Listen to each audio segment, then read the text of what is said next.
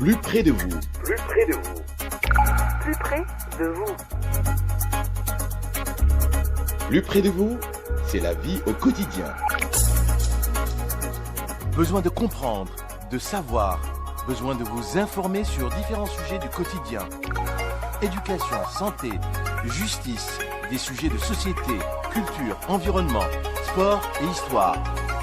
Tout cela réuni à la même enseigne. Plus près de vous.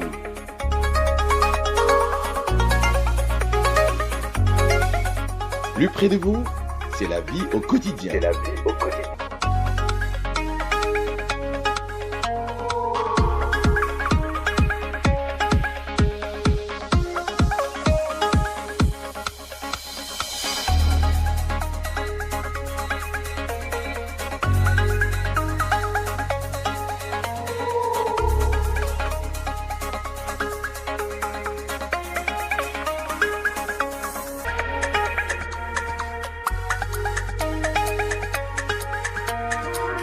Bonjour à vous, Sabah al-Khair, Azoul Filaoun, salut, c'est encore moi, Badia Haddad, qui vous accompagne le dimanche, lundi et mardi de 10h à 11h, vous proposant des sujets variés. On fait comme on peut avec ce qu'on a pour essayer de varier notre magazine. Hakim Ben Moussa aussi m'accompagne. Il est toujours heureux de répondre au 021 48 15 15 pour vos appels, chers auditeurs.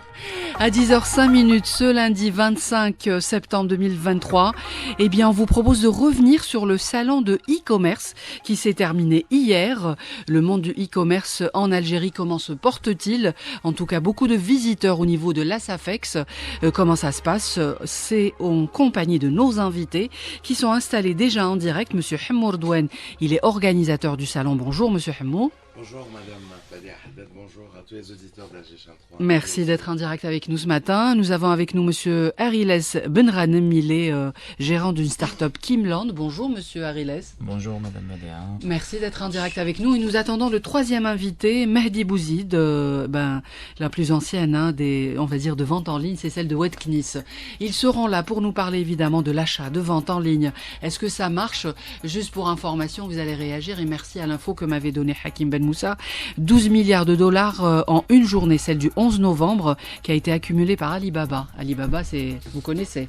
Alibaba, c'est un géant. Oui. On ne parle plus d'e-commerce avec Alibaba, on parle d'exportation. Oui. Et c'est un agrégateur pour les exportateurs et les PME chinoises pour le monde. Oui. Donc c'est stratosphérique. C'est loin. Mais alors très loin. nous, on tourne autour de combien là? Est-ce qu'on a une petite idée de la vente en ligne en Algérie? On a mené une première étude statistique pour le e-commerce. Moi, en tant qu'organisateur, je me retrouvais un petit peu gêné d'être sur des plateaux ou de faire face à la presse ou à des spécialistes qui me demandent le volume ou qu'est-ce que ça quelques génère, chiffres par rapport au e-commerce. Et on n'a pas attendu forcément qu'il y ait un institut spécialisé qui s'en occupe. Du coup, ce qu'on a fait, c'est qu'on a mené notre petite enquête, la première étude statistique autour du e-commerce en Algérie, et on l'a présentée durant la deuxième édition du Salon Excel. Si on a envie de parler de chiffres sur un échantillon de 15 000 vendeurs en ligne algériens, on a réalisé le chiffre de 2 600 000 ventes, donc colis livrés, du 1er janvier au 1er septembre 2023. D'accord. Sur un échantillon de 15 000 vendeurs en ligne. Par rapport à l'année passée? On n'a pas les chiffres de l'année passée. Non, mais une petite idée, même pas. Est-ce que ça monte là? Ça va aller crescendo? C'est la première étude statistique autour du e-commerce. Mais on peut avoir une petite idée. En Algérie. Par rapport à l'année passée, on ne peut pas avoir une idée si on n'a pas une étude. Sans l'étude, on peut savoir à peu près s'il y a beaucoup d'utilisateurs, ça peut pas se faire. Mais en tout cas, on revient tout de suite. Bonjour, notre troisième invité, Monsieur Mehdi Bouzid. Bonjour. Marhaba bik. Merci beaucoup. Voilà, on vous laisse vous installer, le temps de reprendre votre souffle. Et puis on écoute une chanson à 10h08. Plus près de vous, c'est la vie au quotidien. Besoin de comprendre, de savoir. Plus près de vous. C'est tout simplement notre métier. Tout simplement notre métier. Plus près de vous accompagne jusqu'à 11h. Restez fidèles, chers auditeurs. On essayera de savoir comment ça se passe, le commerce en ligne. Alors, est-ce que le monde du e-commerce en Algérie se porte bien, Monsieur Hamour Douane, organisateur du salon e-commerce? Comment se porte-t-il? Pour nous, en tant qu'observateur, on se rend compte de la portée du e-commerce. Déjà par rapport au fait qu'on ait créé un salon qui date de 2 ans, c'est la deuxième édition de ce salon, oui. Et c'est un salon spécialisé donc dans l'e-commerce, dans ces 2 volets, le produit et le service en ligne. Et il compte déjà 93 exposants. Ça veut dire que l'écosystème est déjà présent. Oui. Et quand on va voir qui sont ces exposants-là, on va se rendre compte que ce sont des providers de services. Ce sont des personnes qui ont des entreprises de moyenne à grande et même très grandes, et qui proposent des services pour que le e-commerçant puisse travailler confortablement. Ça veut dire que eux, ils ont créé cet écosystème autour d'un client qui est le e-commerçant. Ça sera leur client à eux. Ça veut dire qu'il y en a énormément. Notre échantillon de statistiques par rapport au volume colis, il était de 15 000 e-commerçants.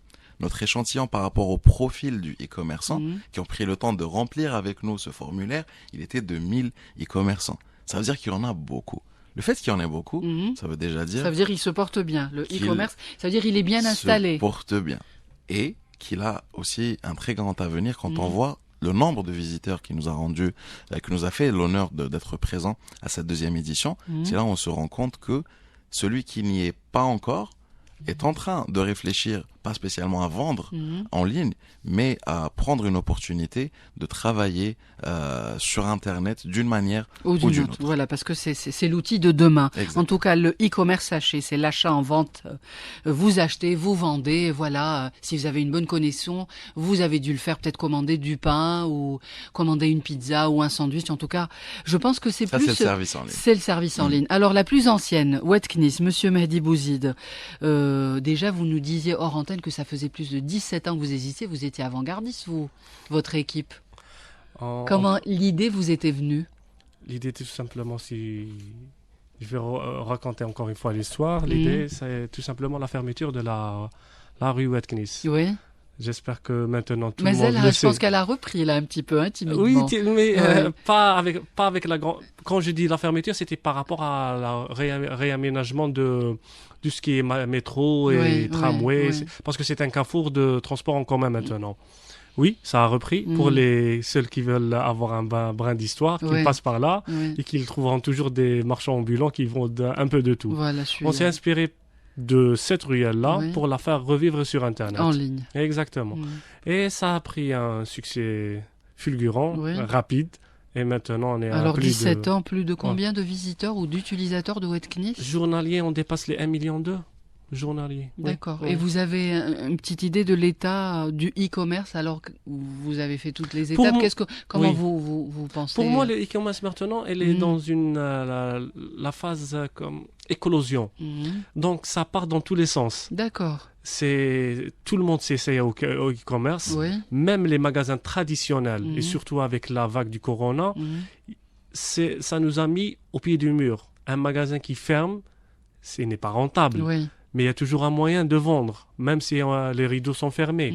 Et ça ils l'ont compris. Même c'était après la pandémie et pendant la pandémie, je pense. C'était exactement pendant la pandémie. Parce que le monde était en arrêt. Tous les magasins étaient fermés. Et là, il y avait un modèle de vente sans client, sans vendeur. C'était juste dans l'interaction sur le net. Et là, c'était la solution pour pouvoir survivre en tant que commerçant. Et même en tant qu'acheteur, des fois, on a des besoins. Oui, on pouvait acheter du coton, des masques en ligne. Voilà, ça a rendu service. Donc, c'était vraiment le déclic pour le monde et exactement pour l'Algérie. Je pense que ça a pris un autre tournant. Et pour vous, Monsieur Ariles Benranem, vous êtes gérant d'une start-up qui s'appelle Kimland. Vous êtes lancé il y a à peu près une année, vous me disiez. Alors, pour vous, le e-commerce, comment vous le définissez? On va dire, c'est tout un écosystème qui vient de se créer et puis en pleine évolution, bien sûr. À notre présence, on va dire, je remercie là maintenant, on va dire, je les ai pas remerciés déjà auparavant, donc l'équipe donc vous profitez de l'équipe voilà, exactement, qui nous ont bien, on va dire, On va dire maintenu et on va dire donner un support. C'est parce que c'est notre première apparition. Plus de visibilité. Exactement. On va dire on est une équipe jeune. On est une start-up donc. Dans la vente du vêtement en ligne. On va dire on est une plateforme de vente en gros. Oui. Réellement. On y travaille en B2B. Ok.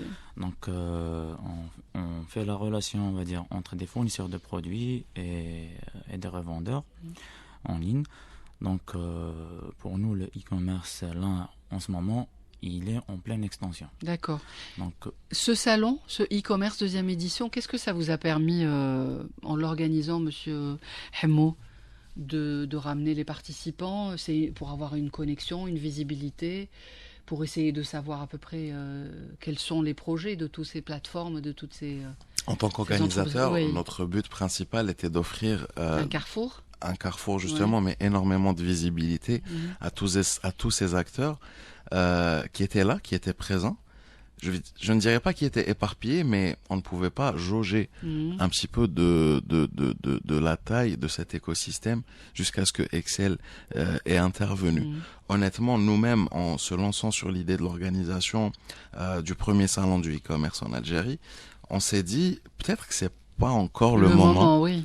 Mais le jour où ça va exploser, on sera là et on aura déjà accumulé de l'expérience. Nous avons nos partenaires dans Wetknis qui nous accompagnent depuis la première édition et d'autres startups et PME algériennes dans cet écosystème. Et on s'est dit, on sera là, on aura pris de l'expérience et on aura de quoi accueillir les nouveaux arrivants ou accueillir le gros flux d'intérêt pour le e-commerce. Au final, c'était ce gros flux d'intérêt qui attendait alors justement, une plateforme d'échange. Quel retour vous avez? Donc c'était 3 jours? 5 jours. 5 jours de salon, comment ça s'est passé? Quel retour vous avez? Quel bilan vous pouvez tirer de ces 5 jours? Écoutez, on a eu 93 exposants, ce qui est déjà un exploit pour un pays comme le nôtre où l'interaction digitale ou l'utilisation d'Internet s'est faite un peu sur le tard. Tout à fait. La maîtrise de la chaîne de valeur informatique n'est pas intervenue pour toutes les franges de la population. Il y a des gens qui sont passés par les ordinateurs jusqu'à arriver au smartphone et aux tablettes. Il y a des personnes qui sont directement arrivées sur un smartphone et réseaux sociaux. Et il y a des personnes qui n'ont pas encore Internet chez eux. Et il y a des personnes qui n'ont... Mais c'est très très rare. Actuellement, par rapport à la couverture, c'est très très rare. Il y a toujours l'Internet sur le téléphone. L'Internet mobile a changé la donne, carrément. Tout à fait. Je pense que c'est grâce à Internet mobile où ça s'est démocratisé le plus. Il y a des gens, leur première utilisation d'un site Internet, c'est Wetknis, pour aller voir une voiture ou aller voir une moto.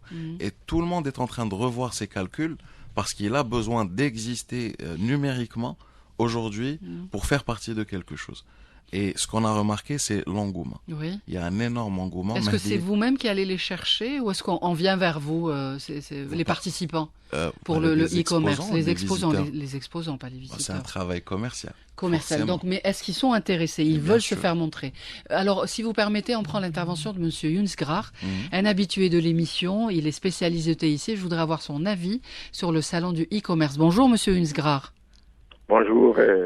Bonjour à votre invité et tous les auditeurs. Merci beaucoup. Vous avez l'habitude d'être avec nous dans les studios, Younes Grar. Ma'alish, je sais que vous êtes en mission. Alors, vous avez fait un tour au niveau du salon e-commerce. Quel est votre regard? C'est la deuxième édition. Vous avez fait un tour. Qu'est-ce qu'il y a à dire?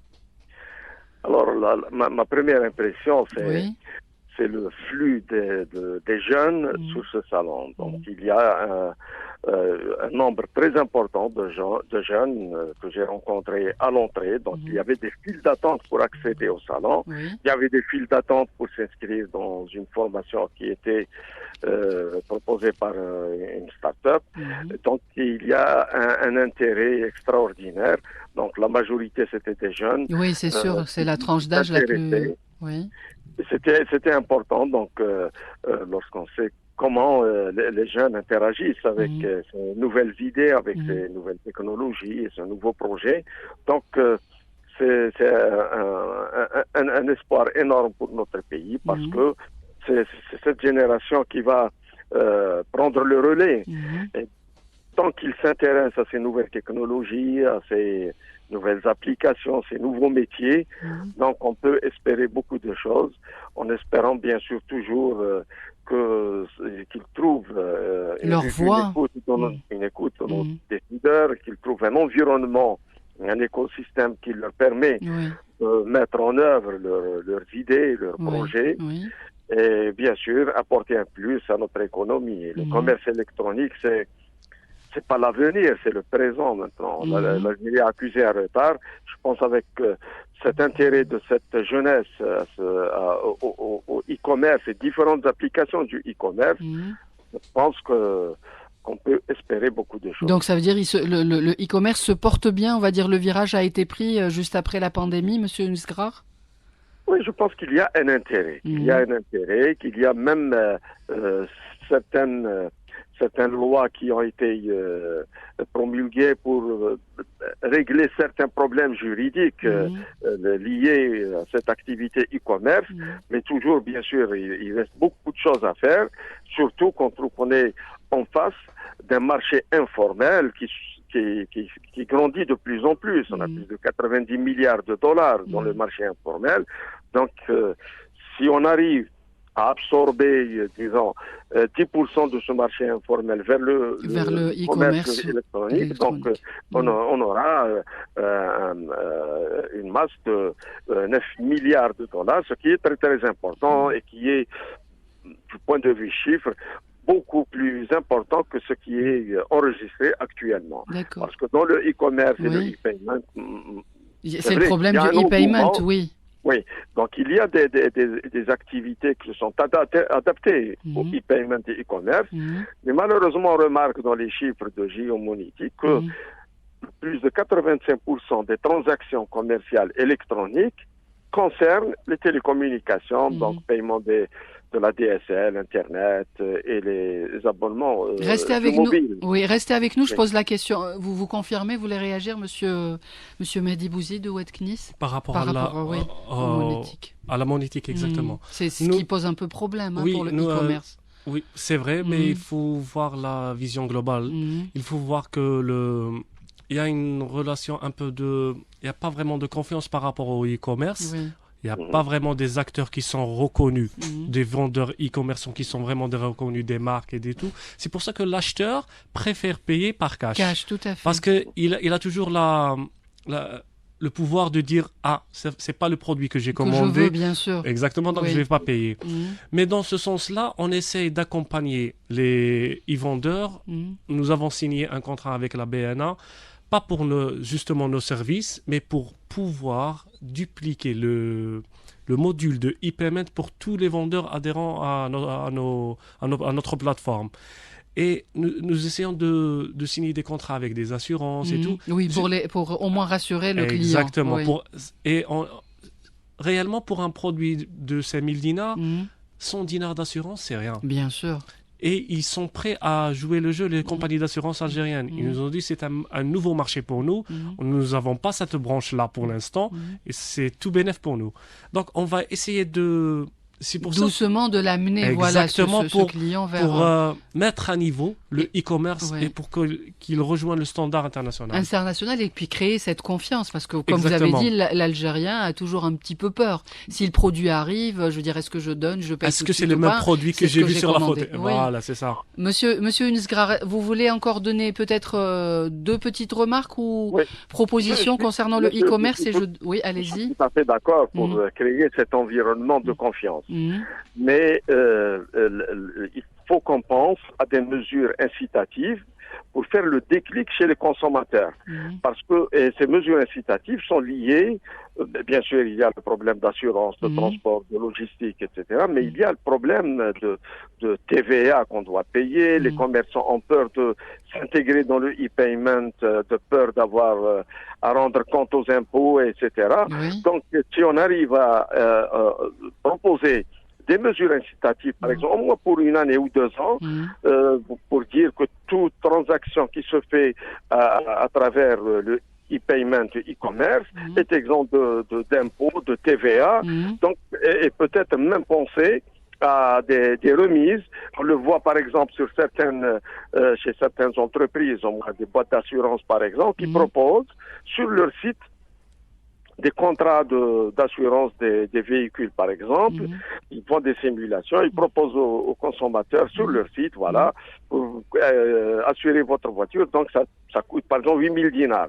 Si vous payez en espèces, si vous payez électroniquement, donc paiement électronique, ils leur proposent des remises de 5%, même de 10%. Donc, c'est une mesure incitative, bien sûr. Bien sûr, ça va attirer les gens parce que les gens sont habitués au payer en liquide parce que c'est plus sûr, c'est plus palpant, alors qu'électronique, donc ils ont peur. Il y a des problèmes. Ça veut dire, en tant que spécialiste du TIC, Monsieur Nsgrar, pour vous, il faut travailler sur ça, c'est la protection du consommateur.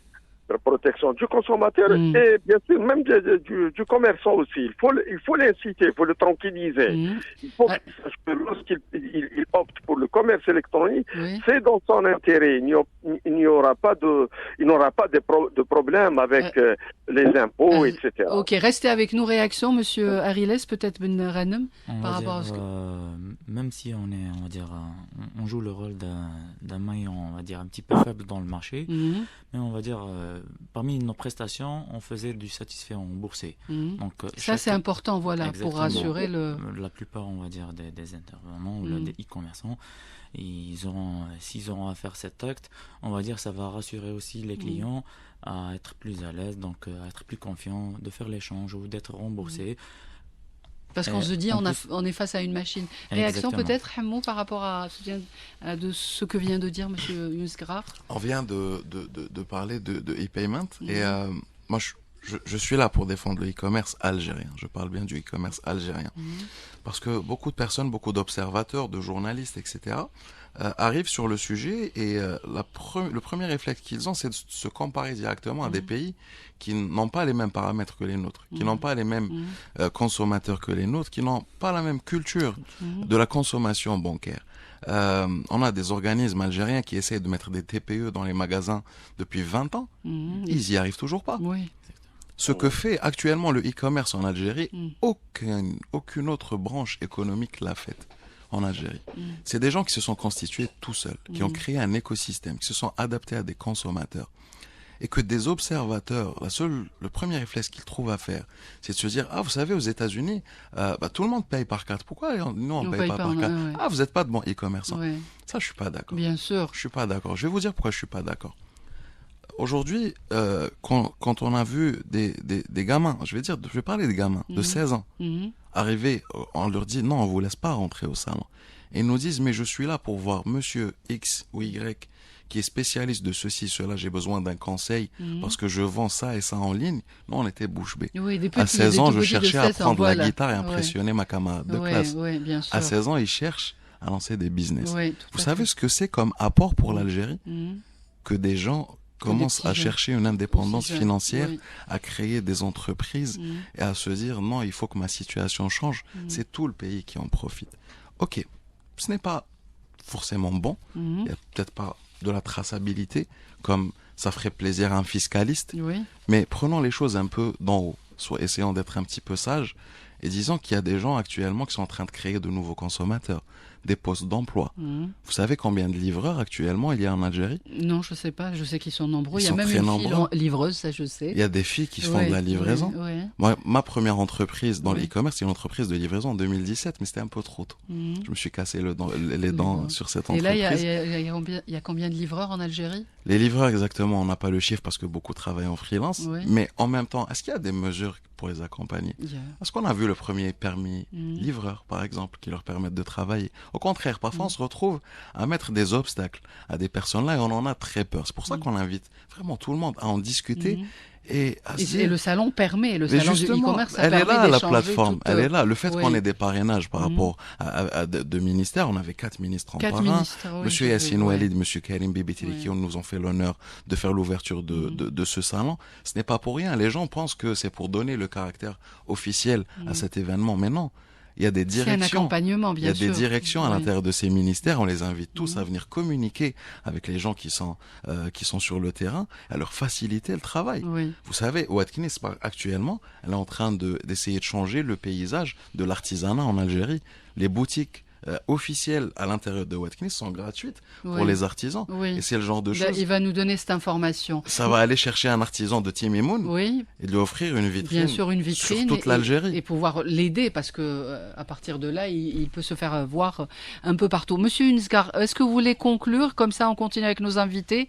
Si le e-commerce doit se développer, il faut 3 conditions, les réunir. Et c'est quoi ces conditions?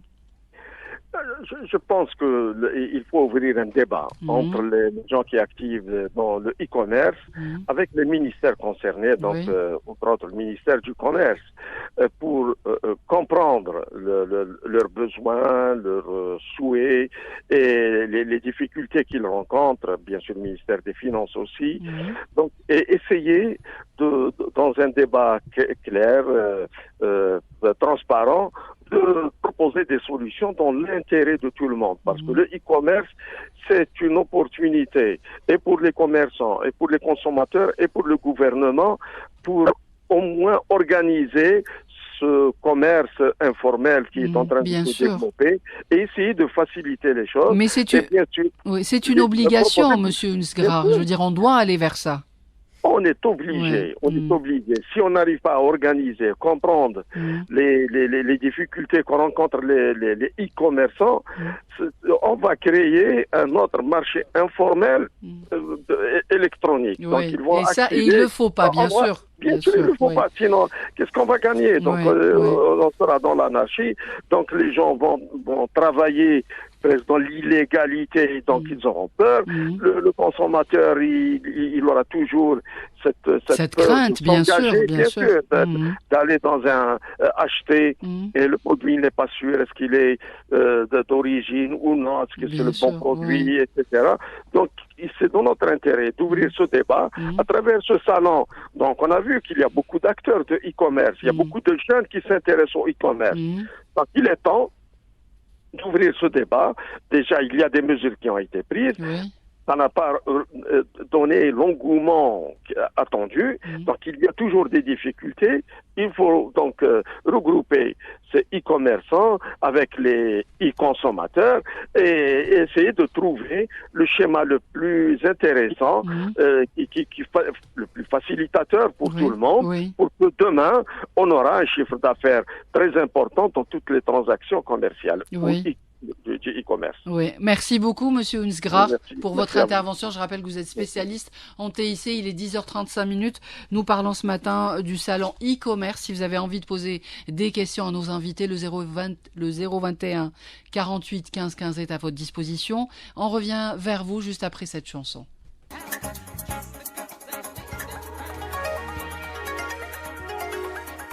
Plus près de vous.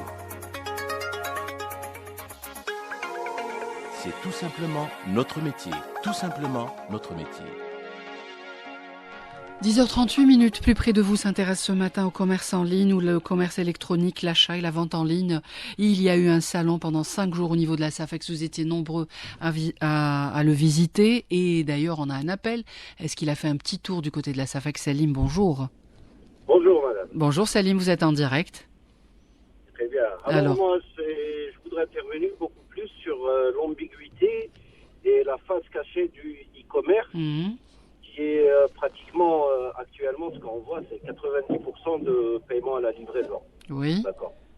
Et le e-payment qui est déployé chez nous offre des avantages et des inconvénients. Je rejoins votre expert sur le fait que il y a une certaine peur beaucoup plus du fournisseur que du client. Enfin, c'est la confiance, je veux dire, il faut créer un climat de confiance.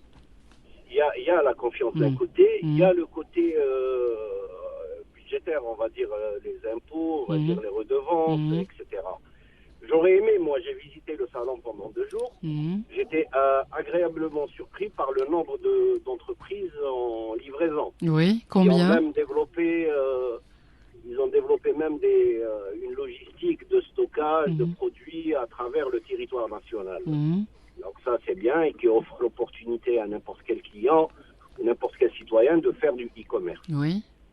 Mais toujours dans le cadre légal, je vois que, je pense que il n'y a pas quelque chose qui encadre, qui protège un petit peu le fournisseur et le client en même temps, la confiance. Mais oui. J'aurais aimé, madame, j'aurais aimé, s'il y avait une intervention, j'ai vu qu'il y avait la SATIM, le JE Monity qui était sur place, oui. et pour éclaircir un petit peu le e-payment, oui. quels sont les avantages du e-payment et les inconvénients. Il y avait, ça c'était au salon, il n'y avait pas. Il y avait pas, ils étaient exposants, d'accord, mais les clients ne m'explorent tout simplement parce qu'ils ne connaissent pas que réellement c'est les entités responsables du e-payment.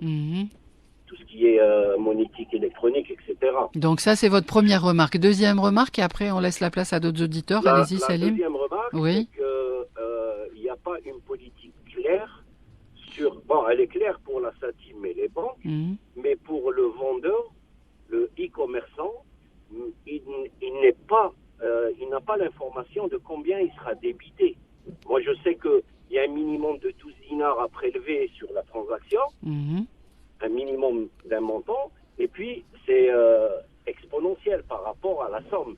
C'est étrange. D'accord. Un paiement de 1000 dinars reçu pour un commerçant, il sera débité. Oui. Et puis, juste après, est-ce que les impôts vont jouer sur le chiffre d'affaires ou ils interviennent que sur la marge? D'accord. Eh bien, écoutez, ces questions avec nos invités qui essayeront de vous répondre à travers les ondes. Merci Salim pour votre appel. Merci. Pslema, est-ce que vous pouvez répondre à nos auditeurs Je n'ai pas spécialement compris la problématique posée par M. Salim. Les impôts. Déjà, de 1, elle est d'ordre comptable. Oui. Si vous êtes en personne physique, vous serez sur l'IFE, donc 12% si vous êtes à moins de 8 millions de dinars. Plus de 8 millions de dinars, vous serez donc au régime réel. Si vous êtes en personne morale, vous serez directement sur le régime réel. Donc sur les impôts, ça ne concerne pas le e-commerce. Par rapport à la SATIM et la GEO Monétique, on les remercie d'avoir fait partie de nos exposants. La SATIM et la GEO Monétique travaillent directement avec les banques et avec de grands groupes. Donc c'est normal que le grand public ne soit pas spécialement le plus présent sur le stand. Je pense qu'il y a beaucoup parlé des entreprises de livraison. Aujourd'hui, il faut qu'on commence à parler d'entreprises logistiques en Algérie parce que la logistique est le cœur du e-commerce. Amazon ou Alibaba ne vendent rien du tout. Ils organisent la vente. Et c'est ce qu'ils sont en train de faire actuellement. Wetkinis ne vend rien du tout. On le rappelle aux auditeurs, mais que Wetkinis ne vous a jamais rien vendu. Allez-y. On est une place de marché. Oui. Ça veut dire que quand vous rentrez sur Wetkinis, vous allez voir des produits d'autres magasins. Qu'ils aient une opinion sur rue, un magasin réellement, ou qu'ils soient e-commerçants. Un e-commerçant, c'est un vendeur qui a un registre de commerce, mais qui n'a pas vraiment de magasin pour accueillir les personnes. Exactement. Il a peut-être un endroit où stocker les produits, ou préparer. Nous, sur Wetkinis, on fait profiter notre énorme audience pour exposer les produits. Une vitrine. Exactement. Un centre commercial. Un centre commercial en ligne. En ligne. C'est le plus grand centre commercial en Algérie. Si on peut... un des premiers, je dirais. Combien à peu près? 6500 boutiques en ligne. 6500 boutiques en ligne. Dans les différents services. Mais vous étiez parti, centre commercial, mais vous étiez parti au début. Il n'y avait pas les boutiques. C'était plus voiture, immobilier. Non, et après, les rubriques. Oui. Pour revenir un peu en arrière dans le temps pour expliquer notre parcours, l'idée première était de vendre et d'acheter tout ce qui est usé. Oui, c'était ça, bien sûr, recyclé, usé. Mais il y avait aussi la voiture, immobilier. Les catégories, même les plus visitées, je pense. Les plus visitées, si on va faire un décompte, ça va être les voitures, l'immobilier, le high-tech. High-tech, ça veut dire tout ce qui est électroménager, électronique, téléphone et tout. Les vêtements. L'emploi. Nous avons l'emploi. L'emploi aussi. Bien sûr, l'emploi. C'est une grande plateforme. Ça veut dire, je suis intéressé, je viens, je dépose dans votre vitrine. Vous faites juste, vous êtes le relais. Dans ma plateforme. Dans votre plateforme. Si vous avez une vitrine, ça veut dire que vous êtes un professionnel. D'accord. Si vous êtes un particulier, consommatrice. Exactement. Le service est totalement gratuit et vous pouvez mettre autant d'annonces que vous voulez de différents... C'est-à-dire que vous ne vérifiez même pas l'annonce, si elle est crédible, si elle est... Pas crédible, on vérifie. Nous avons une équipe de plus de 20 modérateurs qui travaillent. 20 modérateurs, ok. La société Wetknis compte plus de 100 employés maintenant. Là, quand vous êtes 100 employés, ça marche bien. Hein. Oui, c'est ça. Ça me rappelle aussi Il y a 20 personnes qui sont dédiées juste pour vérifier les annonces des particuliers. Okay. Pour les professionnels, on ne les vérifie pas parce que nous avons des contrats avec eux. Oui. Ça veut dire que vous générez de l'emploi maintenant. Hein?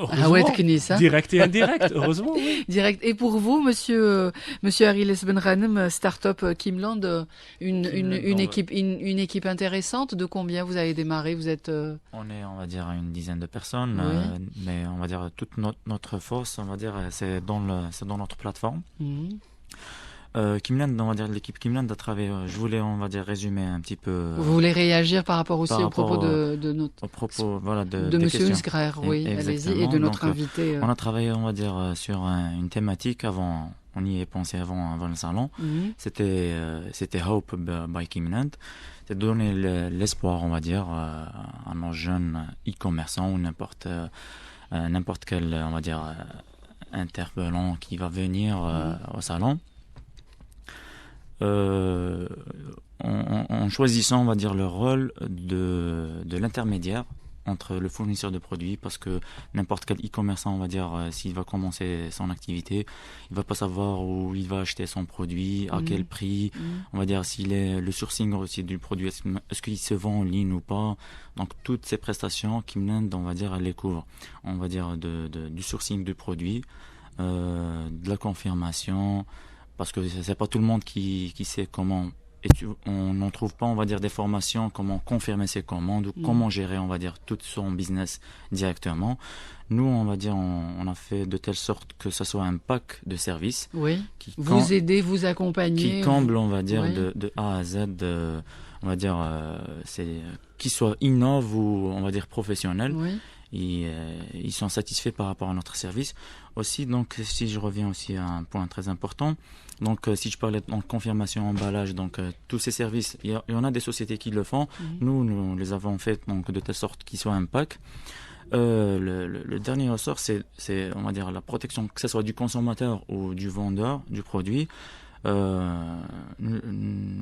avons engagé, on va dire, toute une équipe qui vérifie, on va dire, la traçabilité de ce courrier-là, s'il arrive bien. Nous avons même eu une proposition, on va dire, aux sociétés qui font de la logistique. Si même, on va dire, il y a un geste de leur part de faire, on va dire, quelque sorte de e-payment in delivery. Au moment de livrer le produit. TPE, carrément. On va dire comme DHL ou quelque chose. Je sais que c'est coûteux, mais en même temps, on va dire, ça va satisfaire les deux. On aura, on va dire, une traçabilité sur les transactions. En même temps, on va dire, le consommateur, il est, on va dire, rassuré. Il est rassuré. Exactement. Est-ce que vous pouvez nous dire, Mehdi Bouzid, qu'est-ce qui est le plus demandé, je veux dire, au niveau de votre plateforme? Qu'est-ce qu'on recherche quand on vient chercher Wetknis? Parce que maintenant, il y a plein de... En général, oui. En général. Oui, parce que je pense que maintenant, il y a beaucoup de concurrents. Wetknis, à un moment donné, elle était toute seule. Non, mais il faut dire que ce service-là que propose Wetknis, si on voit la toile algérienne, il n'y a pas vraiment de concurrents. On a l'impression que le contraire. C'est qu'il y a beaucoup. Si on voit en termes de marketplace, je veux intervenir en tant qu'observateur. En termes de marketplace, on va dire que Wetknis est très très bien installé.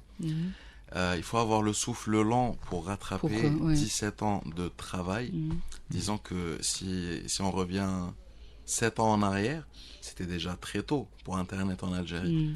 2016-2015, c'était le début des téléphones à 10 000 dinars avec 3 mois d'Internet. Si on revient 5 ans avant, c'était encore assez tôt pour tout ce qui est informatique. C'était les cybercafés qui étaient déjà remplis. Ils étaient déjà là avec beaucoup d'expérience et ils avaient déjà beaucoup avancé. Est-ce que c'est en train de décourager d'autres plateformes à émerger? Je ne sais pas spécialement, mais il faut dire que il a raison de dire que si on regarde le paysage de la toile digitale, il n'y a pas autant que ça, c'est ça? Actuellement, peut-être que Wetkinis est en concurrence avec Facebook. Exactement. Oui, si on peut comparer avec les géants internationaux, c'est tout à fait logique. Oui. Et principalement les réseaux sociaux ou Alibaba, qui a une part de marché énorme. Énorme, bien sûr, qui cartonne. Exactement, en Algérie. Mais il faudrait savoir quelque chose, c'est que il n'y a pas de concurrent parce que c'est pas assez rentable. Il faut le dire. Le domaine du e-commerce, on est vraiment au tout début. Oui. Il y a beaucoup de... Ça veut dire les fruits, vous n'avez pas les résultats tout de suite. Exactement. Vous lancez, il faut le dire. Beaucoup de personnes s'y mettent, mais beaucoup de personnes arrêtent. Exactement. Que ce soit dans les sociétés de livraison, que ce soit dans des plateformes, des e-commerçants. Il faut comprendre cela. On est dans les débuts. Et c'est tout à fait normal que ça part dans tous les sens, que tout le monde veut s'essayer, que des plateformes. Et on doit passer par cette période-là. Oui. Et après, le meilleur ou la demande la plus... Pour prendre nos repères et aller de l'avant. Pour l'instant, je ne veux pas parler de structuration, de législation. Notre auditeur Salim parlait de ça. Est-ce que, par exemple, vous avez des aides? Est-ce qu'il y a des aides, ceux qui veulent se lancer, par rapport aux impôts, par rapport à plein de choses? Je veux dire, si on décide de se lancer dans le e-commerce. Oui, malheureusement, le e-commerçant maintenant, il n'a pas vraiment d'aide, comme l'expert l'a mentionné. Monsieur Unskrar. Exactement. Oui. Il n'y a pas eu d'aide, incitation financière, ou plutôt des impôts. Faire une TVA moindre, faire des, je sais pas moi, un système... Allez-y, monsieur Fimo, vous voulez rajouter? Moi, j'aimerais qu'on sorte un petit peu du réflexe aide. Parce que tout ce qui est e-commerce, e-service, etc., est forcément rapporté aux jeunes, et forcément, tout ce qui est jeune, on doit forcément aider. Faut pas oublier que le e-commerce est un commerce. C'est des gens qui veulent exercer un métier commercial. Ils vont l'exercer pour faire du profit. S'ils font du profit, qu'ils ont des impôts. Mais s'ils se lancent dans une nouvelle aventure, c'est quand même bien de les aider, ces jeunes-là. Pour moi, ça c'est une erreur. Parce que si on reste coincé dans jeunes et aidés, on ne verra pas de géants émerger. Ça veut dire qu'il faut les laisser... Aujourd'hui, il faut qu'il y ait des mesures incitatives, monsieur Himou. C'est bien de lancer. À quoi, justement? Allez-y, monsieur. Je reviens vers vous. Monsieur Mehdi Bouzid, oui. Tout à fait d'accord. Ne pas les aider, mais ne pas mettre des lois qui sont assez pour les bloquer, voilà. Par exemple, qu'est-ce qui... Allez-y. On n'oublie pas qu'on a le label Startup qui permet d'avoir 2 ans d'exonération d'impôts. Oui, ça c'était une annonce qui a été faite. Pour les e-services, si on a le label, 17 ans, Wetkinis ne peut plus l'avoir, parce qu'il faut avoir moins de 8 ans d'existence. Ils sont vieux. Après, je sais pas si on redémarre Wetkinis, si on peut redémarrer le compteur, mais 2.0. 2.0, mais voilà, 2 ans d'exonération d'impôts, c'est excellent. C'est important. Mais il faut pas oublier une chose, le e-commerce n'est pas fait seulement pour des personnes qui arrivent pour essayer. Ces personnes qui arrivent pour essayer, ils ont des solutions comme Kimland qui vont les aider avec du fulfillment. Donc, ils les aident à faire tout ce qu'il y a autour d'eux. Ils vont faire du commerce très, très confortable. Il faut pas oublier les géants qui se mettent au e-commerce. Aujourd'hui, des constructeurs sont en train de dématérialiser. Il y a d'ailleurs Algérie Télécom qui a lancé sa boutique en ligne, le e-commerce. Algérie Télécom. L'électroménager aussi. Ils veulent plus installer des showrooms à 300 000 dinars, loués pignon sur rue, sur le grand boulevard. Tout à fait. Ils préfèrent tout centraliser et vous faites votre commande en ligne, ils vous la livrent et vous la montent. Peu importe l'étage où vous êtes, ça va coûter moins cher à tout le monde. Il ne faut pas oublier ce côté-là. Le commerce reste du commerce. Alors justement, quel est le e-commerce qui est le plus proposé par les jeunes, monsieur Mehdi Bouzid ou monsieur Ariles? Qu'est-ce qu'ils veulent lancer? Ils veulent vendre. Vendre, oui, je sais, mais qu'est-ce qu'ils veulent vendre en ligne? C'est high-tech, gadget. Et est-ce que je pense que vêtements et les commandes de nourriture. Ça marche beaucoup maintenant, les jeunes qui se commandent. En termes de service. En termes de service, c'est très demandé. Très, très demandé. On le voit, il n'y a pas un moment où on n'a pas un scooter qui passe avec l'une des marques de delivery, et c'est tant mieux. L'emploi que c'est en train de générer, le chiffre d'affaires que ça génère pour les pizzerias, etc. Donc pour moi, c'est... Le plus intéressant, c'est le prix de livraison que je tiens à saluer. Qui sont intéressants, c'est vrai. Hein, se pour faire livrer à 200 dinars. 250 dinars. Dites-moi, et en France ou ailleurs, vous n'avez pas une livraison à ce prix-là. C'est très très cher de se faire livrer les produits. Mais alors, si on pouvait se projeter, on fait le tour de table, c'est vite passé, ça aurait pu être plus long. Monsieur Ariles Benranem, alors je vous souhaite beaucoup de succès, mais comment vous vous projetez? Aussi, je voulais parler sur le point, on va dire sur l'aspect réglementaire aussi. Oui. Nous, de notre côté, on va dire, malgré qu'on est un maillon faible dans tout cet écosystème, oui. On va dire, de notre côté, on a incité tout adhérent qui vient, on va dire, chez nous, s'il se présente, on va dire, avec un registre, on lui simplifie, on va dire, toute la tâche, en l'incitant, on va dire, à créer son propre registre, en disant qu'il va payer que 5% de tous ses revenus, on va dire, il y a même des codes, on va dire, qui l'aident, on va dire, par rapport le commerce, comment dire, c'est... L'auto-entrepreneur. L'auto-entrepreneur, on entend déjà l'opérabilité. C'est pour l'auto-entrepreneur. L'auto-entrepreneur, ou on va dire même pour la vente à domicile, on va dire. C'est ça, il y a un code bien spécifique, sans qu'ils vous demandent un bail de location et tout. En les incitant à faire ça, et en leur simplifiant en quelque sorte, on va dire, l'aspect administratif de tout ça. Déjà, vous allez... Exactement. Un dernier mot, comment vous vous projetez? Vous n'avez pas répondu. Vous avez envie de...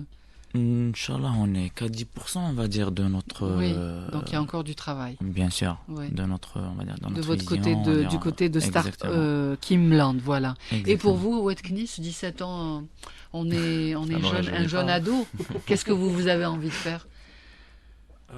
Projection, je sais pas. Le e-commerce, vous êtes un des initiateurs, donc vous vous lancez peut-être sur un autre projet, peut-être? Peut-être, on accompagne beaucoup les entreprises avec des offres spécialisées. Des entreprises viennent avec des concepts et des problématiques, et on l'offre des problématiques, ça on le fait très bien. Mais honnêtement, j'aimerais peut-être lancer juste l'appel pour l'international, c'est très bien. Et les artisans qui peuvent se rapprocher de vous, c'est une annonce qui a été faite? Bien sûr, je dis que tout artisan qui veut avoir sa boutique en ligne gratuitement sur Wetknis, il n'a qu'à rentrer sur le site et aller sur la catégorie. Tout le territoire national, bien sûr. Rentrer sur le site sur la catégorie artisanat. D'accord, merci beaucoup. Un dernier mot, Monsieur Hamour Douane, tout à fait, un des organisateurs. Vous pensez déjà à la 3e édition? Forcément, on prépare la 3e édition. On essaie aussi d'internationaliser le salon. On souhaiterait que des exposants étrangers puissent arriver au salon. On souhaiterait aussi travailler sur cette diplomatie économique. Il est aujourd'hui très très difficile de faire que des entreprises, des compagnies mondiales s'intéressent à l'Algérie en termes de technologie. Ils sont déjà très loin, ils ont déjà tout dématérialisé. Ouais. Ils n'ont pas besoin de leur présence pas la même vitesse, dans certains pays, etc. Mais on aimerait. Mais dans le Maghreb, ça va, on est quand même bien lotis. Non, tout ce qui est algérien, écoutez, ça avance au rythme qu'il faut. Tant qu'il y aura de la demande, de l'offre, la demande pourra remplir. La problématique, c'est que par rapport à l'international, l'Algérien sait ce qui se passe ailleurs. Il y a une très très grande frustration dans cet écosystème parce qu'on ne peut pas ramener tout le monde et on ne peut pas intéresser tout le monde. Moi j'allais vous dire, quel conseil vous donnerez à un jeune s'il a envie de se lancer dans le e-commerce? Continuez à jouer de la guitare, mais pensez aussi business. Merci à vous, chers auditeurs et auditrices. Vous pouvez podcaster l'émission sur Radio Algérie Chaîne 3. On se retrouve demain pour un autre thème. D'ici là, prenez soin de vous. Yemnash.